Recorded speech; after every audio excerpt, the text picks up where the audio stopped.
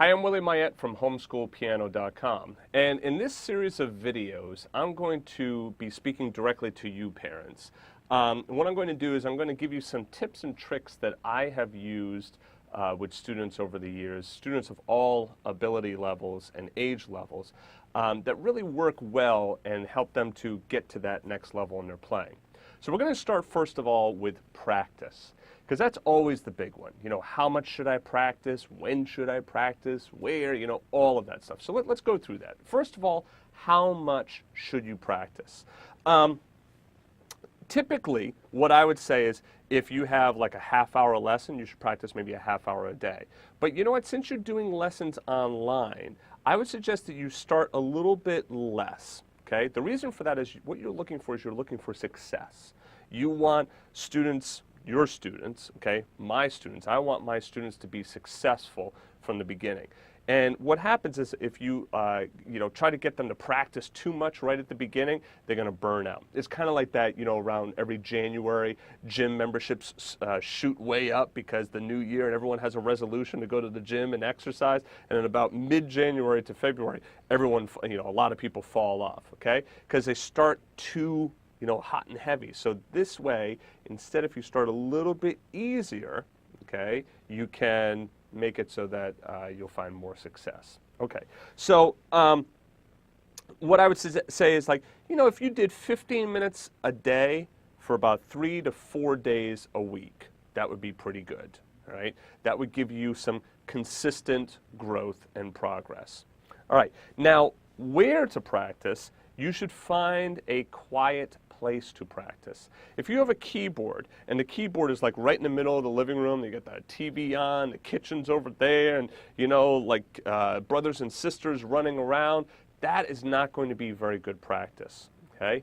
Now, also, a keyboard just in your child's room might not be very good practice either. And you know why, because you can't actually engage and see what's going on and be there to help your child. So it's good if you could find a location in the home that the piano is maybe a little bit off to the side, or maybe the keyboard is off to the side, or at least if it's in the living room, you try and make it so that there is quiet time during that practice time. No television on, no other distractions.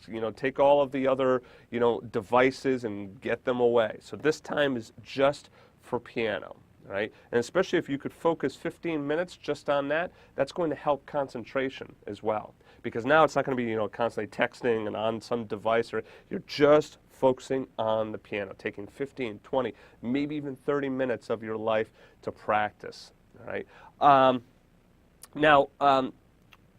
In terms of parental involvement, this is completely up to you, right, as to how much you want to be involved or not involved. If your child is like 7, 8, 9, then I would say, yeah, you definitely have to be involved, because that's a little too young to be able to watch something online and then just go ahead and practice it. Now, here's the thing. That has nothing to do with online lessons. Even if you were studying with me directly and, you and your child came to my studio and I gave your child a lesson, all right, I would have you sitting right there in the seat right next to them so that you could be watching, because when they go home, they need you to practice along with them.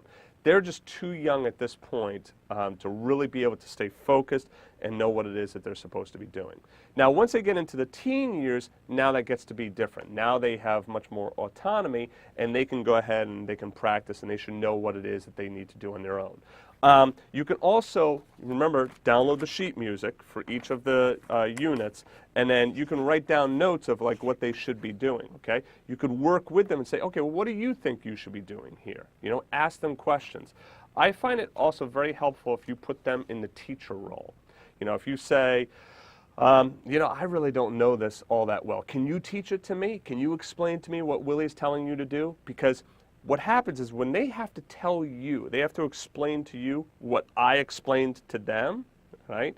Now it's having to process through their brains, okay? Now they have to process this information and then verbally get it out so that you can understand it. And then you can kind of play with that a little bit and be like, well, I don't quite understand. Can you explain that again? And, well, what do you mean by that? And maybe you really don't understand, right? And they can really teach you, and then by them teaching you the information, it's going to really get solid for them, okay? So, practicing with them can look like you sitting right there, you asking questions, or you could even be, like kind of on the other side of the room and just like, that sounded great, sweetheart, can you play it again for me? Or, it sounded kind of fast. Were you playing that kind of fast? I mean, what do you think? Should you maybe play that a little bit slower? I would avoid things like, no, you did that wrong, do it again, all right? That kind of stuff is going to squash music lessons, I can guarantee it. And I know that, and I say that because I've seen it hundreds and hundreds and hundreds of times, right? I've worked with a lot of children and a lot of families, one-on-one, and that kind of support never works. And then eventually kids want to quit, and then that's it, c'est la vie, goodbye to music lessons. So the more questions you can ask, the better off you're going to be able to help your child, right? So that's one way of supporting them. The other way is, you could literally be sitting right there, okay? That sounded great. Can you play that again? Can you explain that to me? What if you do it like this, right? In another video, I'm going to show you some baseline patterns that you could play along with your child, especially for the younger kids when they're doing the improvisation stuff. It's great if you do that baseline down here. So look for that. It's going to be another video coming in a couple of days or weeks, okay? So write down also what works. It's not a bad idea for you to like have a little, journal for yourself, or even just one page, and nothing fancy. I found this worked, because it's going to be different for every family. These tips that I'm tossing out to you, these are the ones that I have found that worked for most families. The whole question of incentivizing, that's a big question. Do you say if you practice for 15 minutes, then you can have 5 minutes of Lego time, or screen time or whatnot, or, you get some M&Ms, whatever it is. That's, having 3 kids myself, that's a whole parenting question, and, there's never one right answer to that, right? So you'll have to make a decision for yourself if you want to incentivize piano. I would be careful doing that. We try to be careful doing that in our own family as well, because then piano becomes about getting, the toy, the treat, whatever it is, right? The gift of learning music is the gift. It's learning music. It's not like, oh, I'm also going to get this. But you'll have to figure out for your own family what works best for you. And this is why I say, it's not a bad idea to jot down a couple of notes so that you could see what's working for you and you can refer back to it. Okay? So a parental role in homeschool piano should be not in the background, not in distance, okay? But it should be kind of like I personally would step back just to the side, right? Let your child go ahead and play. They're going to make mistakes. All right? Don't like, oh, no, wait, it's like this. Please, don't just, no, look, it's like this, move them off to the side, or like take their finger, and I see parents like, no, it's this note here, and they take their finger and they move it.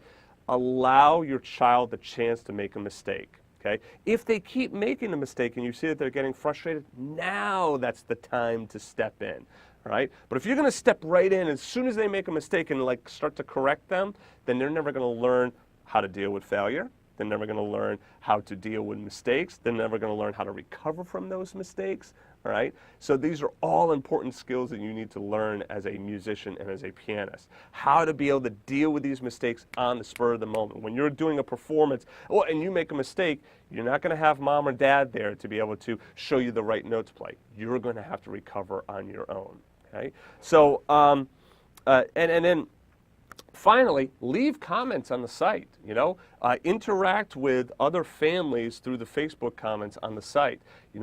Post your comments, we'll post responses as well. It's a great way of interacting with other homeschool parents and, really put down, your ideas of what works and be able to hear from other parents what works for them. Okay? So hope that helps. Please remember, you can always get in touch with us. We are here to help you. This is not the kind of thing where it's like, oh, there's the lessons, and I'll go ahead, you're on your own. No, we are here. We are real live people. We are in Rhode Island, and we are here to help you. We are in the office Monday through Friday from 9 a.m. till 5 p.m. So if it's over the weekend, you might not hear from us, okay? But during the week, feel free to send us an email, give us a call. You can even write us a letter if you want to. We'll be happy to hear from you and be happy to help you. So that's it for this tip. Look for some more video tips in your email box, and I'll see you in the lessons.